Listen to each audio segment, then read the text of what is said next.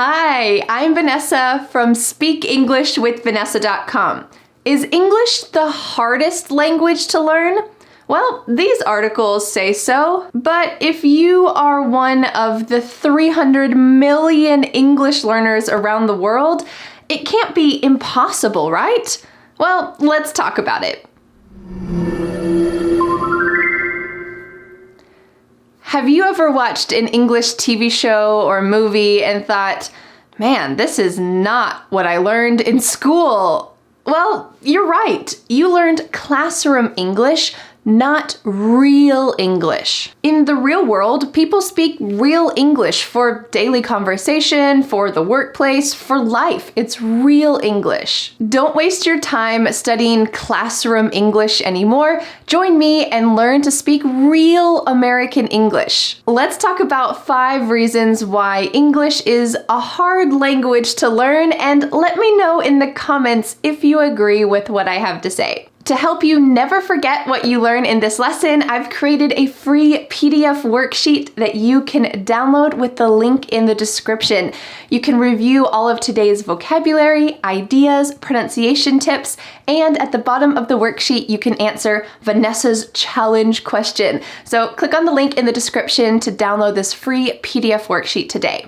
At the end of this lesson, you'll learn one of the top mistakes that my English students make, and I have a special announcement about how you can save $100 on my premium course, the Fearless Fluency Club. Let's get started with the first reason why English is hard to learn. Number 1, real vocabulary is different from classroom vocabulary. Let's take a look at a couple examples. Let's imagine that you move to the US and you get a job working at a pizza restaurant. Okay, it's a good first job and it's a good way to get some work experience in the US. Well, you might hear your boss say something like this. Is the pizza ready to be delivered? And then you'll hear a coworker say, yes, the pizza is good to go. Huh? Good to go. Okay. Well, here we have a more typical classroom English word, ready. Is the pizza ready to be delivered? And then you hear someone say, yes, it's good to go. Well, they could have said, yes, it's ready. That's okay. But you will hear these types of real English phrases, good to go, quite often in daily life. Let's take a look at another example. If you're in a long-term committed relationship with someone, you've probably talked about money before. And money can be a difficult part of a marriage. But we can also exchange this rather simple, normal word, difficult, for another more real English term. You could say money can be a sticking point in a marriage.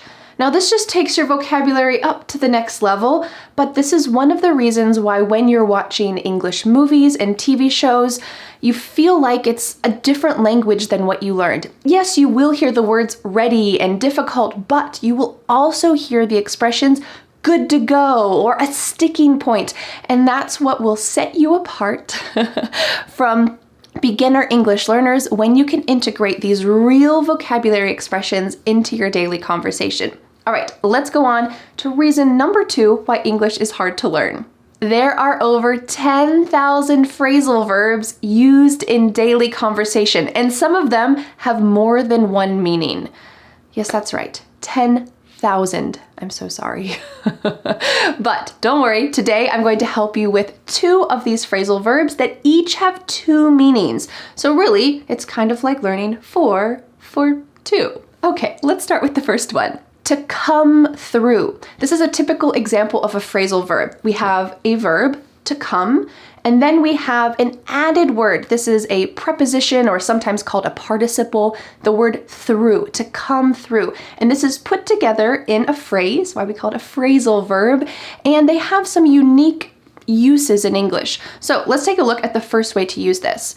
Let's imagine you're working in a hospital and you hear a doctor say, coming through, as he runs down the hallway. Well, there must be some kind of emergency.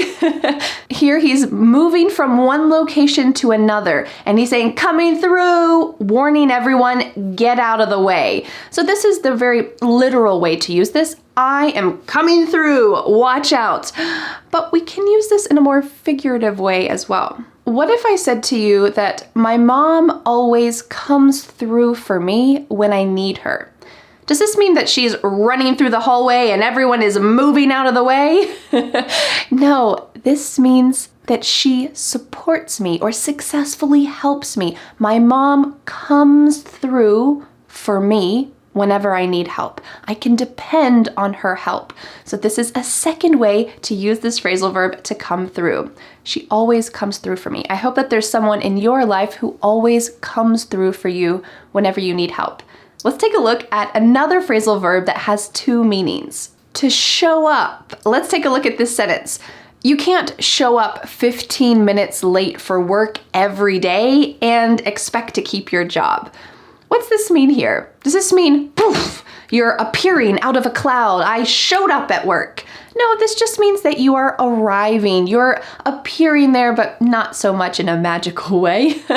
You can't show up or come to work 15 minutes late every day and expect to keep your job. You'll probably get fired at some point. Well, to help you remember this way to use show up, because we often use this in daily conversation, I'd like to show you a little clip. There is a conversation between me and a woman named Alexandra that is in my course, The Fearless Fluency Club, because in this course, we break down conversations and pull out key vocabulary, key phrasal verbs, key pronunciation, and this is one of the phrasal verbs that we used in the conversation. You're going to hear her say, Mom is very likely to show up last minute. Alexandra is a wedding planner and she's talking about all the different situations that might happen in a wedding. And in this situation, she says that maybe you say, I don't think my mom is going to come to the wedding. Well, as a wedding planner, she knows Mom is very likely to show up last minute. This means unannounced. They might not be ready for her. So as the wedding planner, she needs to know this might happen. Mom might show up last minute. Let's watch this clip and I want you to listen for this phrasal verb. And I hope that this extra context will help you to remember this and use it yourself. Let's watch. So even if they say Mom's not coming, Mom is very likely to show up last minute unannounced. Okay. Dressed and ready to go. Did you hear Mom is very likely to show up last minute? I hope so. Let's go on to the second meaning of this phrasal verb, to show up. And usually we're going to add someone in the middle, to show someone up. Let's take a look at this sentence. John was always trying to show his teacher up by presenting new facts about the lesson. So what can we guess from this situation that to show someone up means?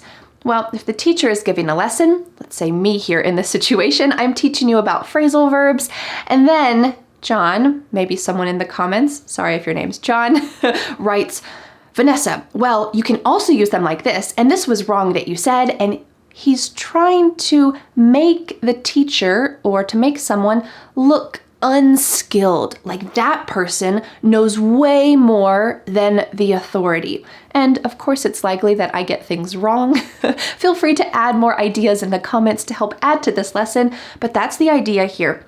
When you show someone up, you're trying to make them look unskilled. It's not a great thing. So you might complain about a coworker and say, he's always trying to show me up. It's so annoying. Whenever I say something that's interesting in a meeting, he always says, oh, but we can also do this. Oh, well, we can add this to it. And it makes my ideas look less interesting. So he's always trying to show me up. This is a second way to use the phrasal verb to show up. Let's go on to our third reason why English is hard to learn, including another clip from our friend Alexandra. Reason number 3, American English links, reduces, and cuts off sounds completely. Let's take a look at one sentence. Yes, just one sentence. And I want you to listen for how many times We link, reduce, and cut off sounds. If you can't catch it the first time, don't worry. We're going to watch the clip and then I'll break it down with you just like we would in my course, The Fearless Fluency Club, and I'll help you to add some ideas and tools to your pronunciation toolbox so that you can understand English that's fast like Alexandra, and you can also speak like that yourself. Let's watch that clip and then we'll break it down together. Venues will give deals, where 3 months out, we have this Saturday open. We're going to give out a deal if anybody would like to book at short notice. In this clip, Alexandra is talking about booking slots for the location where she plans weddings. And she said, we're going to give out a deal if anybody would like to book it short notice. But did she say it as clearly as that? Nope. Instead, she said, we're going to give out a deal if anybody would like to book it short notice. There's a lot of things happening here. I know it's just one sentence, but you'll be amazed how many things are linked, reduced, and cut out in American English pronunciation. So let's start at the beginning of this sentence. We're going to becomes we're gonna. This is a common spoken reduction in English that going to becomes gonna. We're gonna. And then she says, we're gonna give out a deal. But something happens with out a. Listen when I say it. We're gonna give out a deal. Ooh. Out and a are linked together, but then the T changes to a D sound. In American English, this is extremely common that when there's a T with a vowel on either side, the T changes to a D. This is similar to the word water or sweater. And even if it's two words like out a, the same thing happens. Outa, outa. So she says, we're gonna give out a deal. And then she continues and says, if anybody would like to book. Instead of saying to book, which is very clear and it has a oo sound, to book, we cut off the O in the word to and just keep the t sound, to book, to book. This is extremely common when there is to plus a verb, to go, to book, to fly, to see. Great, we're gonna cut off the O and just say t. But then, at the end of the sentence, the same thing happens with two words, something with the T sound. American English does a lot with T sounds. Listen carefully when I finish this sentence. To book it short notice. Did you hear me say to book it short notice?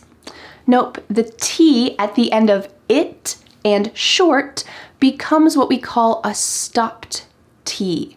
This is a little fancy word that means when you try to say the word it, you say it. Your tongue stops at the top of your mouth. You're trying to make a T shape and sound, but you don't let the air go through. It, short notice. This is extremely common in American English, and it's one of the reasons why English pronunciation can seem difficult or hard. So I have a little challenge for you. Can you try to say this full sentence with me exactly the way that Alexandra did? We'll try to say it together and then we'll watch the clip one more time and I want you to listen for all of the linking, reduction, and cutoff sounds that we talked about. Let's try to say it together. We're gonna give out a deal if anybody would like to book it short notice. Excellent work. All right, let's watch that clip one more time, and I want you to listen for gonna, outa, to book, it, short. I want you to listen for all of those sounds. Are you ready? Let's watch. Venues will give deals, where 3 months out, we have this Saturday open. We're going to give out a deal if anybody would like to book at short notice. Did you catch some of those pronunciation points that we talked about? I hope so. Let's go on to reason number 4 that English is hard to learn. Real English conversations are fast. I don't need to tell you this, right? That's why you're here. You want to be able to understand real English conversations and speak like that yourself. I'd like to show you a little clip from the conversation that I had in the Fearless Fluency Club advanced level with a guy named David, who lived in the woods in Florida with a group of 50 hippies in the 1960s, until he was caught by the cops. The word cop is a slang term for a police officer. So we're gonna watch this clip and I want you to guess what the cop told him in this clip. Let's watch. He came back, and then some other cops came back, and then the original officer that told us to hide, he came back. He was still around. Said, "You're still here?" I said, "Yeah, you told us to hide." We did a good job of it for that long. You told us to hide, and we hid. You know what I mean? So yeah. When David and his friends created their first illegal campsite in Florida in the 1960s, somehow they hid a group of 50 hippies in the middle of the woods for 1 year. But at the beginning of this time, a cop found them and said, "You know, this is illegal, but you can do it if you hide." So they decided to try to hide their campsite so that they didn't get caught. Somehow they hid 50 people for over a year is crazy. You can watch the full conversation about how David and his friends did this in the Fearless Fluency Club. But when the cop finally caught them after a year, he said, "You're still here?" And David told the cop, "You told us to hide, so we hid." So here he's saying, you know what? We just followed your advice and it worked. Let's watch that clip one more time, and now that you know more context and the exact words that the cop said and that David said, I want you to see if you can understand fast English a little bit better than before. Let's watch. He came back, and then some other cops came back, and then the original officer that told us to hide, he came back. He was still around. Said, "You're still here?" I said, "Yeah, you told us to hide." We did a good job of it for that long. You told us to hide, and we hid. You know what I mean? So yeah. With some context and a little practice and a teacher, me, to guide you, fast spoken English can become much easier to understand. Now, what about that big mistake that a lot of my students make? Let's go on to reason number 5, why English is hard to learn. Number 5, it's hard to find someone to speak with. I want to tell you one of the biggest mistakes that my students make, and maybe you make this mistake as well. For my students, and maybe for you, you only speak English when you're traveling and you go to a hotel or to a restaurant, and you only speak English when you are talking with your boss or on the phone at work. This is a big mistake. Why? Because those are all high pressure situations. When you feel a lot of pressure and anxiety about speaking English in those high pressure situations, you associate stress with speaking in English. But I'm here to help you build your confidence, not to feel more stressed. If speaking English with your boss makes you feel nervous, and of course it would, I want you to take it back a little bit. Speak with someone who you feel comfortable with, and after you've done that for a while, then you'll feel much more comfortable speaking in those high pressure situations, possibly with your boss. So how can you find someone comfortable to speak with? Well, there's no one more comfortable to speak with than someone who knows exactly the way that you feel. In my course, the Fearless Fluency Club, thousands of motivated English speakers from around the world meet up daily, weekly on Zoom meetings just to speak together and practice growing their confidence in English. Simone from Italy said about her experience speaking with other members in the course, "I really like the Fearless Fluency Club because I can know new friends around the world, new words, and new interesting cultures." That's awesome, Simone. If you enjoyed this lesson, I invite you to join me in the Fearless Fluency Club, where you can finally learn real English and speak confidently. Not classroom English, real English spoken by real American English speakers. Real vocabulary so that you don't waste your time studying unimportant words. real phrasal verbs so that you can use them in your daily conversation, real American English pronunciation so that you can speak naturally and clearly. Plus, in the Fearless Fluency Club, you will have access to a community of motivated English learners that you can speak together with, plus live weekly lessons in our Facebook group from me, and unlimited access to the course, lifetime access, so that you can review whenever you want. Would you like to take your English to the next level in 2022? Next Friday, December 31st through January 5th is your chance to finally speak real American English and save big money. The course will be $100 off. I have a special sale in the Fearless Fluency Club only 1 or 2 times per year. Make sure to click on the link in the description to join me in the Fearless Fluency Club and speak real American English. Plus, you'll be able to save $100. Click on the link in the description to join me today and a community of thousands of motivated English learners from around the world. And now, I have a question for you. Let me know in the comments, which part of English do you think is the most difficult? Is it vocabulary, phrasal verbs, pronunciation, understanding fast English, speaking? Let me know in the comments. I can't wait to see what you have to say, and I will see you again next Friday for a new lesson here on my YouTube channel. Bye! The next step is to download the free PDF worksheet for this lesson. With this free PDF, you will master today's lesson and never forget what you have learned. You can be a confident English speaker. Don't forget to subscribe to my YouTube channel for a free English lesson every Friday. Bye!